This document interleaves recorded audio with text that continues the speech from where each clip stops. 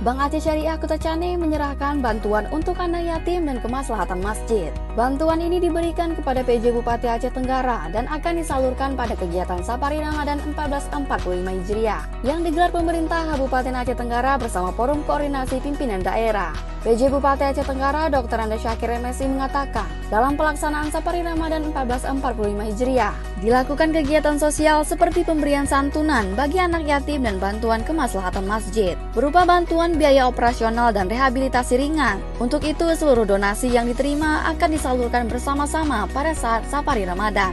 Seperti halnya penyaluran bantuan kepada UPTD Masjid Agung At-Taqwa. Pimpinan, jajaran, dan direksi semuanya yang telah berpartisipasi dan telah memberikan bantuan santunan untuk anak yatim dan bantuan untuk masjid dalam rangka Safari Ramadan 1445 Hijriah di Kabupaten Aceh Tenggara.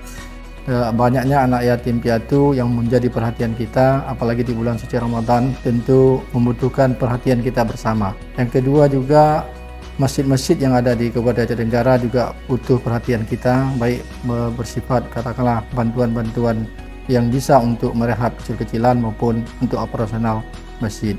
Kepala Bank Aceh Syariah Cabang Kutacani Doni Rachman mengatakan, total bantuan yang disalurkan melalui pemerintah Kabupaten Aceh Tenggara mencapai 250 juta rupiah sebagai bentuk kepedulian Bank Aceh terhadap masyarakat dan masjid yang membutuhkan.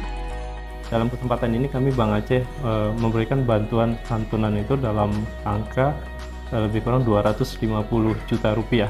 Hal ini kami yakini mungkin tidak bisa secara maksimal ya memberikan semua kepada anak yatim, tetapi setidaknya inilah bentuk kepedulian kami dan rasa eksistensi kami di Kutacani ini memberikan perhatian juga kepada masyarakat khususnya anak yatim dan bantuan untuk masjid.